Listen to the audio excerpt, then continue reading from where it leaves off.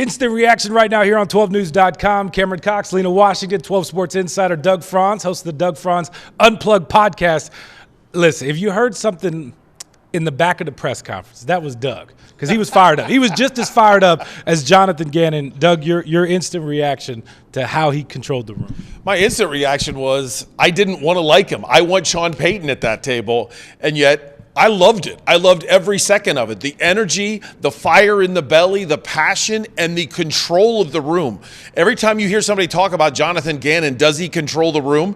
The answer is yes. Yeah. Lena, what was your biggest takeaway from listening to hearing him talk? Well, I'm first of all impressed that he's able to keep his eyelids open because it's been a whirlwind couple of days. He didn't find out he was going to be interviewed for this job until after the Super Bowl, to which he had to adjust his plans to stay here overnight, interview with Michael for the opportunity of his life the next day, and he won them over. We've already also heard a couple JG-isms that we're going to get. Let it rip, buckle up, live where your feet are. If it's up to me, it's up. If it's to be, it's up to me. I'm going to get it right, JG. But he's Michael already couldn't get it right either. Yeah, we have a list now. There's so many. But he's rattling off so many, absolutely, and they're already taking hold. The Jonathan Gannon and Monty Austin-Fort era is here in the desert. I did like that he gave this nugget of knowledge, guys, that he and Monty disagreed on something in a job interview. Not often do you hear the guy who gets the job disagree with the guy that's hiring him. I thought that was cool to admit that they have different opinions on things, but they're able to work it out and move forward. And as he put it, come up with a solution that's best for the Arizona Cardinals. Doug, there were like 18 mentions of Kyler Murray in this press conference. I kept looking around at players, thinking you got to talk about somebody else, but obviously everybody knows it all starts with Kyler. What did you make of his direct comments to Kyler and what this offense is going to look like? I realized he wasn't going to say in that moment, I don't believe in Kyler Murray, because he's sitting right there, and that's why you take the job, or you don't take the job if you actually don't believe in him. So we knew we would get something, but there was passion behind the question, what was it like to prepare for him? Because remember, the Eagles did play at State Farm Stadium earlier this year. It was a close game. It came down to a kick, and he said it was a problem. That was the phrase he used. It was a problem getting ready for Kyler Murray, and I believe he's the type of guy that's going to bring it. And the other thing I'm thinking of is to Lena's point, I loved how he talked about the Super Bowl loss and mentioned that he watched the film on Sunday.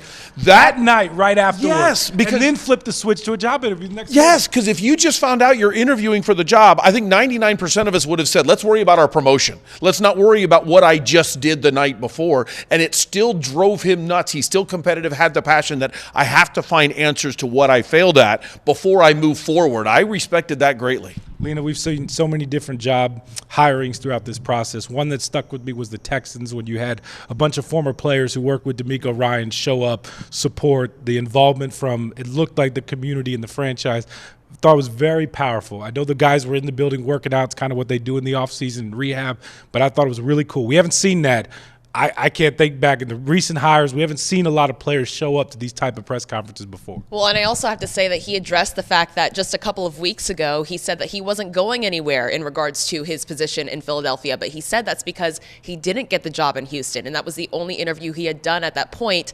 And so again, to flip the switch in this way and to see Kyler Murray, James Conner, Kelvin Beachum, Zach Ertz, DJ Humphries, all of the guys that we know are the voices and the leaders in this room be front row for this moment, and to make eye contact with Kyler Murray. Also Michael Bidwill, making sure Kyler is engaged with this man that's going to be the leader of this team and the face of this franchise, if it's not Kyler Murray moving forward, right?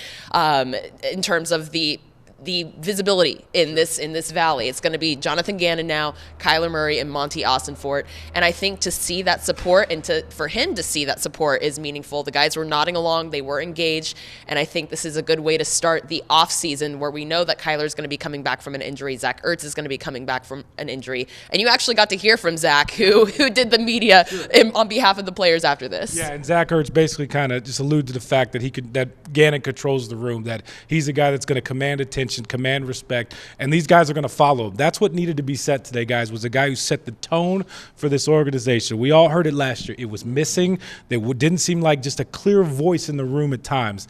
They got that in Jonathan Gannon. They got the leader, and as Michael Bidwill pointed out, more accountability coming. This roster has some talented pieces. It's going to turn over a lot, but if you start with accountability, and this team can turn around quickly. We are off now to downtown and to talk Kevin Durant. No sleep continues.